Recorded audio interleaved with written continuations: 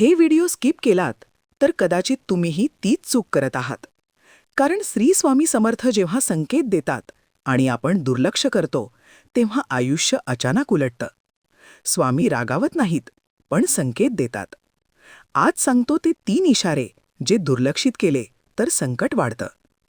पहिला इशारा. नामस्मरण थांबतं आणि अहंकार वाढतो.